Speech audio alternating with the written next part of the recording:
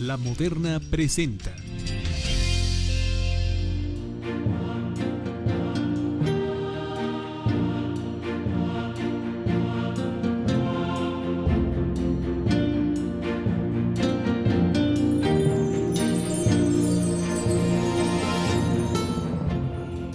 ¿Qué pudiese ocurrir durante este año 2018 en materia de profecías teológicas?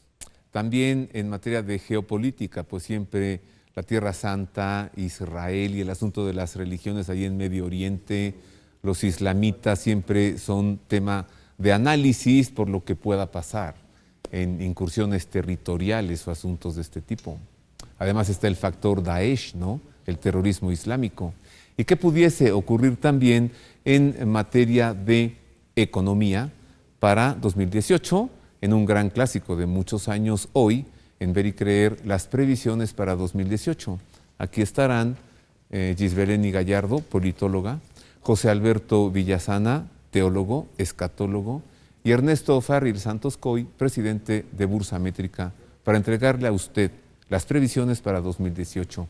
Sea bienvenido, es un grande gusto saludarle. Muchas gracias por estar con nosotros. Gracias por el favor de su atención. Comenzamos con el análisis que nos presenta Bursa Métrica en torno a los factores que pudiesen determinar la situación de la economía en el mundo. Según análisis de Bursa Métrica, para 2018 los principales pronósticos para la economía global son los siguientes. La economía mundial pasa por un buen momento en el que los datos más recientes para las distintas economías más importantes han estado reportándose hacia arriba de lo esperado, por lo que la economía mundial pudiera crecer a 3.7% anual. En Estados Unidos, la expansión del PIB para 2018 podría ser del 2.6% anual, superior a los 2 años anteriores. La zona euro pudiera crecer a 2.4% anual, que sería el crecimiento más fuerte desde 2007. En el Reino Unido, considerando que saldrá de la Unión Europea para el primer trimestre de 2019, su PIB pudiera ubicarse en 1% anual. La economía japonesa, luego de un crecimiento de 1.8% en 2017, para 2018 pudiera ser de 1.6%. Para China, gracias a su viraje hacia el mercado interno emprendida hace unos años, su PIB será de 8.5%. Las economías emergentes verán un crecimiento superior al 4.5%, particularmente la economía de India pudiera seguir avanzando a un ritmo superior al 7%. El dólar continuará fuerte, apoyado por las expectativas de la economía norteamericana, el aumento de las tasas de interés en dólares, la aplicación de la reforma fiscal ofertista del presidente Trump y la gradualidad de la normalización monetaria en la zona euro y en otros países.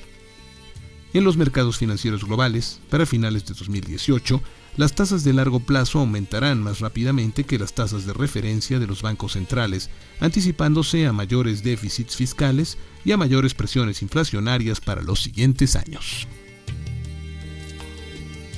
Esto para comenzar y para profundizar, pues recibo con afecto a nuestros comentaristas hoy. Como les decía, ya es un clásico de cada año. Este programa, este tema es muy esperado. Primero las damas. Gisbeleni Gallardo es politóloga por la Universidad Nacional Autónoma de México. Es una gran analista de la geopolítica internacional. Gracias. Me sigo en orden alfabético. Ernesto Farril Santos Coy es de los mejores analistas de economía en México, lo sabemos bien, y es el presidente de Bursa Métrica. Bienvenido, Ernesto. Roberto, ¿qué tal? Bienvenida, Gis. Un honor, como siempre. Muchas gracias. Muchas gracias. José Alberto Villasana, usted lo conoce bien, es teólogo por la Universidad Gregoriana de Roma con especialidad en cristología y es también un gran analista de temas internacionales, autor de varios libros y tiene una especialidad en cristología por el Instituto Angelicum. El Angelicum de Roma con los dominicos, y también muchas de sus investigaciones se han centrado en los temas profético-escatológicos. Ya que comenzamos con la situación de la economía global para este año, Ernesto, esos números, esas cifras que presenta Bursa Métrica, si lo ponemos en español, ¿qué significa? ¿Que nos va a ir mal o bien? Mira, la economía mundial atraviesa por una fase, yo te diría, inmejorable. O sea, es un entorno muy positivo para cualquier economía, incluyendo la mexicana. El crecimiento que estaban hablando en el reportaje, estábamos estimando 3.7 y es probable que pronto lo revisemos incluso para arriba, un crecimiento del 3.9, que no habíamos visto desde hace más de 10 años, un crecimiento así de la economía mundial. Varios países que estaban en recesión, es decir, que en lugar de crecer se achican, como era Rusia, gigantes, o Brasil, o Argentina, o Turquía, están pasando al lado positivo. Y por otra parte, Europa va ahora, después de varios años que nomás no despegaba, va bien. Japón lleva 25 años de no crecer, está creciendo pues ya a buen ritmo.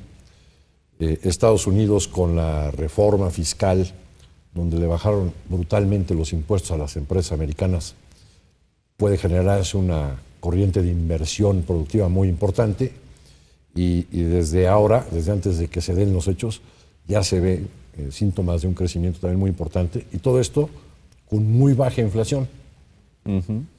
Es el mundo. Es el mundo. Para México. Y hay un factor allí que es el Brexit, ¿no? Para el público que nos escucha, ¿pudieran comentarnos qué cosa es el Brexit y qué sucederá en este año?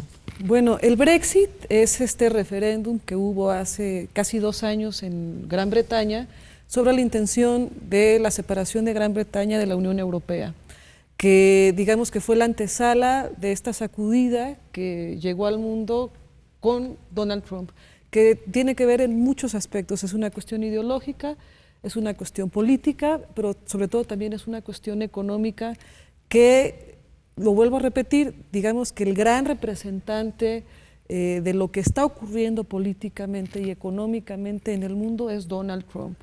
Este, digamos, auge económico, como lo mencionaba Ernesto, tiene que ver con el liderazgo, que no necesariamente él es el responsable, pero digamos sí es el que abandera esta transformación económica, pero también este cambio de establishment político, pero que se refleja en el cambio de establishment financiero principalmente.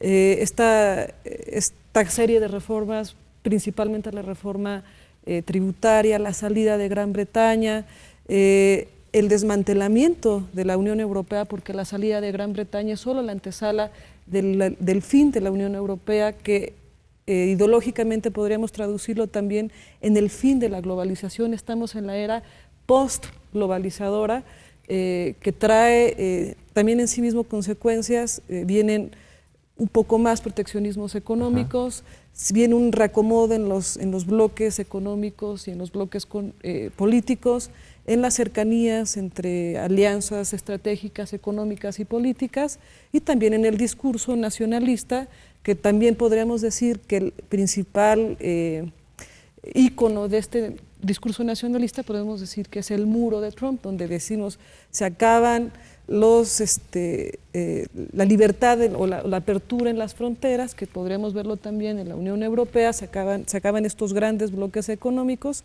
ponemos una barrera y viene una nueva política financiera, económica, pero también discursiva. Y protejo la economía de mi país, Estados Unidos. Pero Trump tiene facilidad de movimiento, José Alberto, hacia adentro de la Casa Blanca. Estas palabras, ¿no? Gisbelini dice establishment, y otros le llaman sociedades secretas, ¿no? Y otros grupos de poder. Son grupos de poder. Mafia. La mafia del poder. Y otros la CIA, el FBI. ¿Tú qué sabes de esto? O sea, ¿realmente él puede moverse? Dos aspectos. Uno es el económico, que Gisbelini y Ernesto mencionan, en el cual él ha cumplido lo que ha estado diciendo, hacer América grande. El Dow Jones está ahorita en un récord como no lo ha tenido. Histórico, realmente ha crecido mucho. Se espera que crezca más por lo que menciona Ernesto, esta baja en las tasas del ISR en Estados Unidos. Eso, digamos, lo ha cumplido. Lo otro, pues también ahí mucho fue de dientes hacia afuera, el tema del muro, el tema de la migración. Y ahora vemos cómo al estar en esta parálisis presupuestaria, pues como los mismos demócratas le han torcido la mano y ha tenido que ceder y con el tiempo se verá que mucho de esto era populismo electoral, ¿no? El otro aspecto sí es preocupante, es el político, porque los que fueron desplazados, es decir, este grupo de Hillary Clinton. Hillary Clinton, o sea, ¿Y esa es un mafia, grupo. Ernesto? Esa mafia es terrible, es terrible, son muy rencorosos y le han estado haciendo la vida imposible, al punto que podemos hablar de una guerra civil en el poder, en la cúpula estadounidense. Baste decir que ha tenido que estar despidiendo varias personas pues, por la traición que le han hecho. Entre ellas, el Chief of Staff de la Casa Blanca, que por primera vez es un general. Este general llegó y lo primero que hizo fue echar fuera a todos de la Casa Blanca, incluido a Trump. La versión oficial es que para remodelar la Casa Blanca, en realidad el general lo que estuvo haciendo durante una semana es encontrar los micrófonos que habían dejado Obama, porque cada día, un día y al otro también, se publicaba en los medios lo que se hablaba en secreto en la Salón Oval. Wow. Sí, tenía fuego amigo, fuego interno. Mira, esto no es cualquier cosa. Recordemos que antes de la renuncia del Papa Benedicto XVI, supimos de la filtración de información del mayordomo, el Judas Iscariote, ¿no? Que adentro del apartamento apostólico le robaba espiaba al documentos. Papa e informaba. Entonces no es cualquier cosa. También preparamos información para usted, un análisis rápido y luego profundizamos en los comentarios sobre la situación en la geopolítica para este 2018. Mire. El año 2018 será testigo de la consolidación del nuevo sistema económico, ideológico y político que se está gestando en el mundo a inicios de la era de la postglobalización, en la que los protagonistas son Donald Trump, Vladimir Putin y Xi Jinping. El resurgimiento de nacionalismos en Europa Oriental, Gran Bretaña y Estados Unidos contagiará al resto del mundo occidental. La entrada en vigor del Brexit y la crisis desintegradora catalana presagian el inicio de la fractura de la Unión Europea, modelo integrador incompatible con el nuevo orden económico y político mundial. Putin, una vez reelecto presidente de Rusia, consolidará la era del neozarismo ruso como cabeza indiscutible de la región de Eurasia. En Medio Oriente, tras la derrota del Daesh, la operación y la ubicación geográfica de los grupos terroristas cambiará con el probable resurgimiento de Al-Qaeda en Afganistán debido a su geoestratégica ubicación colindante con Irán y Pakistán, hacia donde se trasladará la polarización ideológica y la confrontación política con los Estados Unidos. El reconocimiento de Jerusalén como la capital de Israel agudizará la confrontación entre árabes, palestinos y judíos, con mayores tensiones en la región. Turquía, por su parte, podría renovar hostilidades con los kurdos. En Estados Unidos se agudizará el discurso nacionalista, religioso tradicionalista y el fortalecimiento de los vínculos con Israel.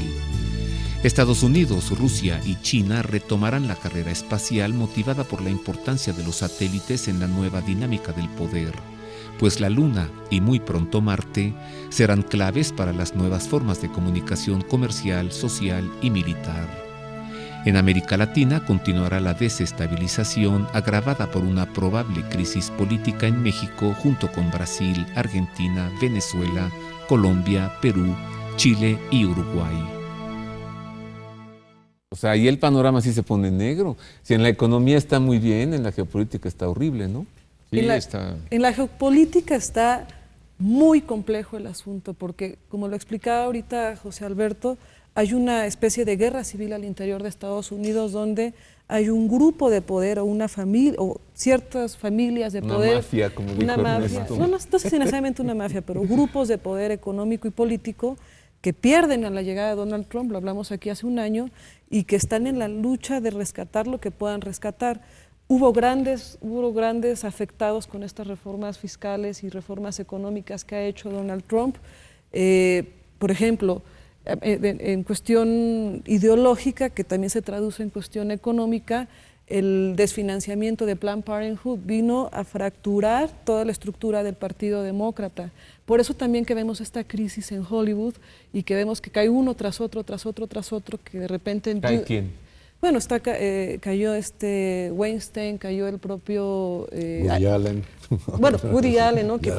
Por escándalos sexuales muy fuertes, que son dos características. Uno, Hollywood y los medios de comunicación, los grandes medios de comunicación, son los grandes financiadores del Partido Demócrata. Son los que inyectan dinero al Partido Demócrata, pero son también los que transmiten el mensaje ideológico del Partido Demócrata. Y otro elemento peligroso es que este grupo de poder, esta mafia en el poder, que normalmente se le llama el Deep State, que son los que controlan... Establishment, Deep State. Son los que controlan las agencias de inteligencia, la CIA, el FBI, el NSA, etcétera. Es un grupo muy relacionado con el complejo industrial militar y le apuestan a la guerra. Entonces, tanto así que tanto Obama como Hillary tenían ya casi armada la guerra contra Rusia provocada en Siria. Y entonces Trump viene a desinflar o al menos a tratar de retrasar un poco ese conflicto bélico. Pero hay muchos intereses de que ese conflicto bélico finalmente se dé. Y aquí, por ejemplo, entran un poco las profecías. Ezequiel 38 dice muy gráficamente, Dios le está hablando a Gog, que es el príncipe de Magog, digamos el presidente de Rusia. Ajá. Le está diciendo, te sacaré con una garfio en la quijada y te haré salir con todos tus ejércitos contra Israel. Entonces, esto muestra cómo Rusia se resiste a entrar a la guerra hasta que finalmente es forzado por alguna circunstancia que no sabemos, pero finalmente, según las escrituras, Rusia será obligado a empezar este conflicto mundial. Hay que entender, dentro de esto que explica José Alberto, que hay, digamos, dos núcleos de poder en Estados Unidos. Está el núcleo de poder que opera desde Nueva York, que podríamos... O sea, los buenos y los malos, o los malos o los más malos. Pues es que no es de buenos ni de malos, ni de blancos ni negros, es de grises, es de matices. Entonces hay un grupo de poder que opera desde Nueva York, que también tiene símbolos muy importantes, por ejemplo, la marcha de las mujeres o la marcha feminista, ya no es más en Washington, se lleva este año en Nueva York. Que es decir, los liberales que están, digamos, en desbandada, están operando desde Nueva York, entonces están en esta sacudida, en este reacomodo financiero, que los nuevos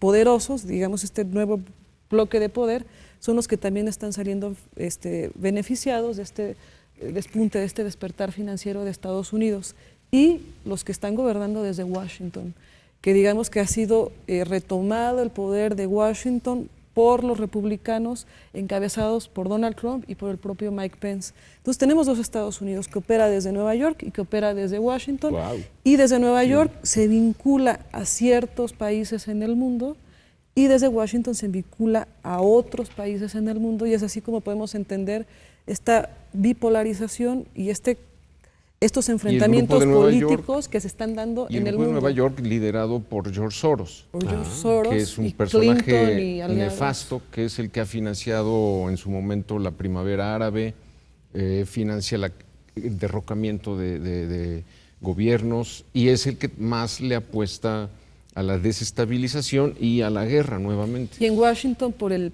yerno de Donald Trump, que es Jared Kushner, que trae el control político de este nuevo grupo de poder. Te escuchaba y recordaba la marcha pro vida en Washington.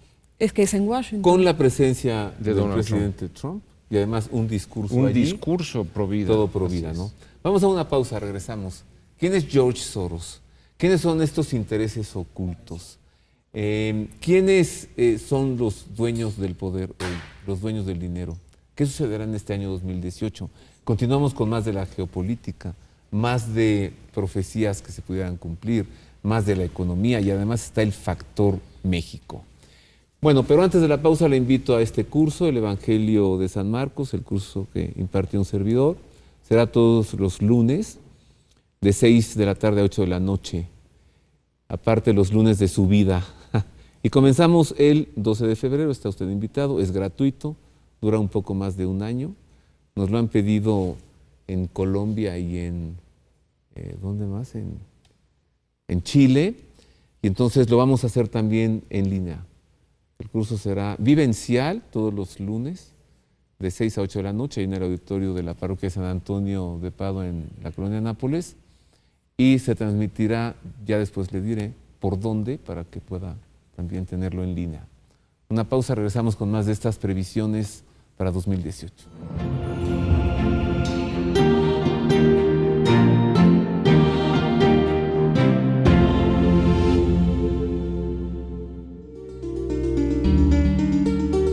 No eres tú quien viene, sino yo quien te llevo a Tierra Santa para meditar en mi pasión, muerte y resurrección.